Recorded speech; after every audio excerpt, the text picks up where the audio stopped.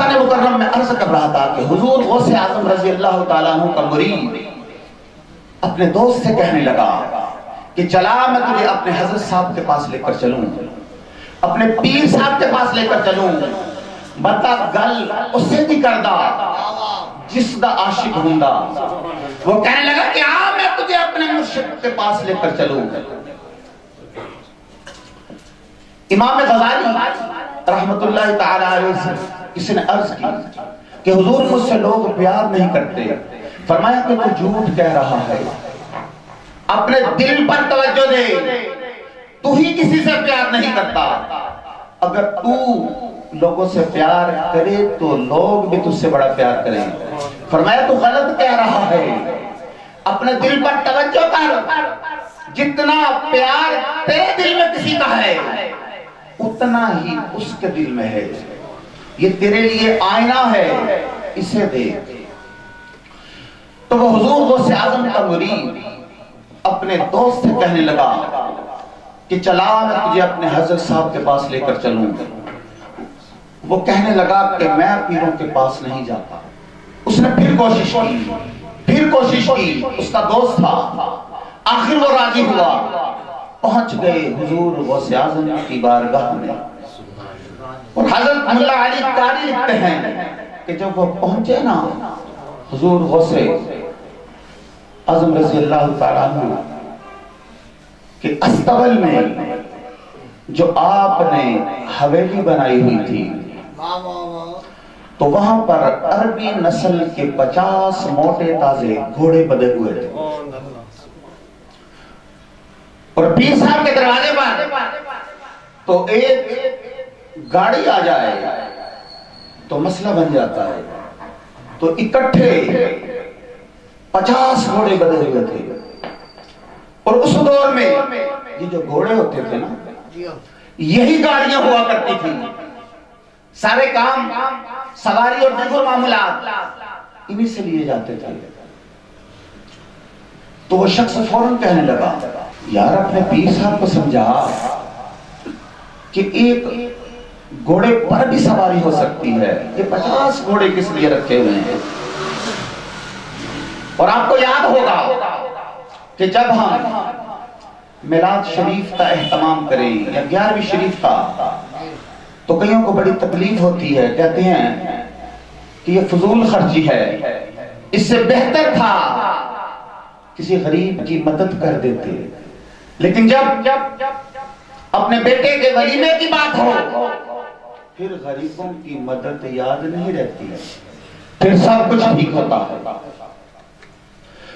تو اس کا دوست کہنے لگا کہ یار اپنے پیر صاحب کو سمجھا یہ 50 گھوڑے کس لیے رکھے ہوئے ہیں، ایک سے بھی کام چل سکتا ہے۔ تو وہ کہنے لگا یار بات تو تمہاری ٹھیک ہے لیکن میں کیا کہہ سکتا ہوں، کبھی موقع ملا تو پیر صاحب سے وضاحت لوں گا۔ وضاحت اپنوں سے نہیں دی جاتی، جو وضاحتیں لیتے ہیں ان کی طبیعتوں میں کھوٹ ہوتا ہے، اور وضاحت تو منظم دیتا ہے مجرم بننے سے بچنے کے لیے۔ کب اپنوں نے بھی وضاحت لی ہے، ان کی ملاقات ہوئی اور وہ واپس چلے گئے۔ اللہ اکبر۔ یہ میں کسی عام مولوی مفتی کی بات نہیں کر رہا، حضرت ملا علی قاری جو فقہ حنفی کے بہت بڑے بزرگ اور امام گزرے ہیں، اس کا دوست اسے روز ملتا اور کہتا کہ یار تو نے پوچھا تھا پیر صاحب سے کہ 50 گھوڑے کیوں رکھے ہوئے ہیں؟ تو وہ کہتا یار موقع نہیں ملا، موقع ملا تو پوچھوں گا۔ اصل میں پوچھنا ہی نہیں چاہتے تھے، کیوں؟ اس لیے کہ عقیدت تھی، حب تھی، محبت تھی۔ ہوا کیا؟ وہ اعتراض کرنے والا بیمار ہو گیا، اور دعا ہے اللہ رب العزت ان مبارک ایام کے صدقے سے ہمیں ہر طرح کی تکالیف سے محفوظ فرمائے۔ پیٹ میں کوئی تکلیف ہے اور مرض اتنا شدت اختیار کر گیا کہ بغداد کے سب سے بڑے طبیب کے پاس جا پہنچا، اور اس دور میں مرض کی تشخیص کا انداز یہ ہوا کرتا تھا کہ گوشت کے ایک ٹکڑے کو دھاگا باندھ کر گلے میں لٹکایا جاتا، جب حکیم اور طبیب اسے باہر نکالتے تو انہیں پتہ چل جاتا کہ مرض کیا ہے۔ جب طبیب نے اس ٹکڑے کو باہر نکالا تو وہ کہنے لگا کہ تو تباہ ہو گیا ہے اندر سے، تیرا پیٹ کا نظام، جگر، گردے، معدہ، ہر چیز ختم ہو گئی ہے۔ عربی نسل کا ایک گھوڑا چاہیے، اس کو ذبح کرنا ہے، اس کا جگر نکالنا ہے، اس کے جگر کے ٹکڑے سے تیری دوائی بنے گی، اور 50 دن تو نے کھانی ہے، 50 گھوڑے ہوں گے تو بچے گا۔ سبحان اللہ، نعرہ تکبیر، نعرہ رسالت، نعرہ حیدری، جشن غوث الورا، پروفیسر پیرزادہ حافظ محمد صالح قاری صاحب۔ تو مرتا کیا نہ کرتا، اور جب مصیبت آ جائے تو پھر دعائیں بھی یاد آ جاتی ہیں۔ اپنے دوست کے پاس پہنچا،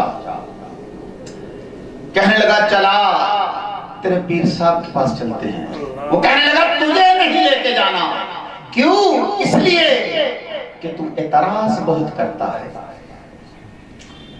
قدموں میں گرا، گڑ گڑایا، منت سماجت کی، آخرکار وہ راضی ہو گیا اور پہنچ گئے حضور غوث اعظم کی بارگاہ میں۔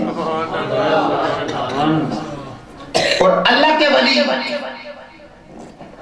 سخت نہیں ہوتے، کیوں؟ اس لیے کہ نبی پاک رحمت للعالمین ہے، اور آپ نبی پاک کے وارث ہیں، علم اور روحانیت کے۔ تو معافی تو جیسے انہوں نے جیب میں رکھی ہوئی ہے، جب کوئی مانگے، جس وقت مانگے، ہر وقت تیار ہوتے ہیں۔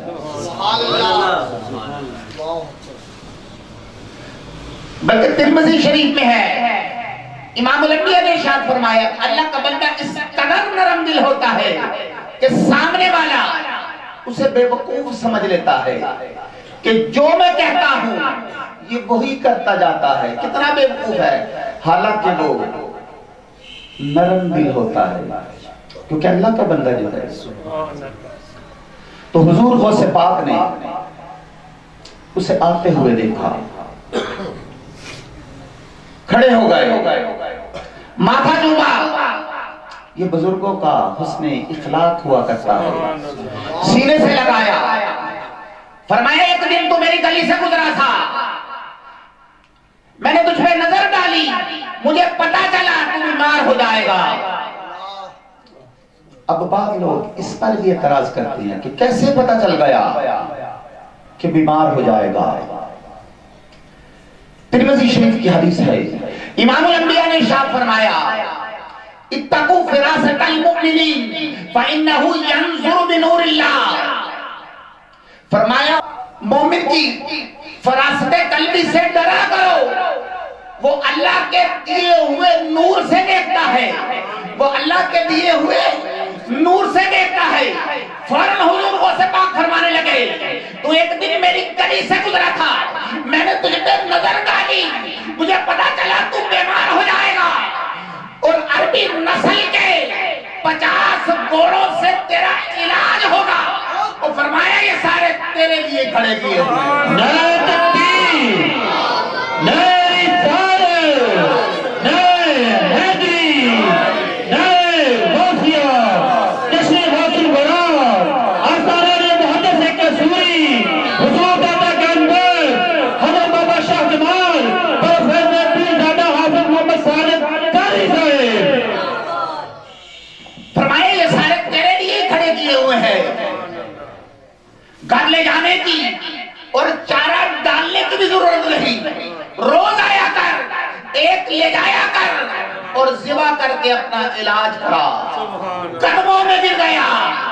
عرض کیا حضور علاج بعد میں کرواؤں گا، پہلے مرید کر لیں. فرمایا مرید ہونے کے تو قابل ہی نہیں. کیوں؟ اس لیے کہ تیرے اندر حب نہیں، عقیدت نہیں، محبت نہیں، اور یہ تو مجبوراً آیا ہے. فرمایا جا اپنا علاج کرا، اللہ تجھے شفا دے، پھر جہاں جی چاہے مرید ہو جانا. امام الانبیاء کے غلاموں، ہم ان حدیثوں کو کہاں لے جائیں؟ کیا ترجمہ کریں؟ اگر ہم تمہاری بات مان لیں تو اس حدیث کا کیا ترجمہ کریں جو بخاری اور مسلم میں ہے؟ امام الانبیاء نے ارشاد فرمایا کہ جب اللہ کا بندہ کثرت سے عبادت کرتا ہے تو اللہ رب العزت فرماتا ہے کہ میں اس کی آنکھیں بن جاتا ہوں. اگر ہم تمہاری بات مان لیں تو بتا وہ اللہ کے بندے کون ہیں؟ اگر وہ دور تک دیکھ ہی نہیں سکتے تو اللہ کی آنکھیں بننے کا معنی کیا ہے؟ بخاری اور مسلم کی حدیث ہے. امام الانبیاء نے ارشاد فرمایا کہ جب اللہ کا بندہ کثرت سے عبادت کرتا ہے، کثرت سے نوافل ادا کرتا ہے، تو اللہ فرماتا ہے میں اس کی آنکھیں بن جاتا ہوں، میں اس کی زبان بن جاتا ہوں، میں اس کے ہاتھ بن جاتا ہوں، میں اس کے پیر بن جاتا ہوں. اس حدیث کا تمہاری نظر میں ہم کیا ترجمہ کریں؟ تم بتا دو، بلکہ میں تو مشورہ دیا کرتا ہوں ہماری بات سمجھ لو یا ہمیں سمجھا دو. کسی طرف تو آؤ نا میرے بھائی، کچھ تو کرو. حضور علیہ السلام کے غلاموں کی یہ شان ہے، حضور علیہ السلام کے غلاموں کا یہ مرتبہ ہے.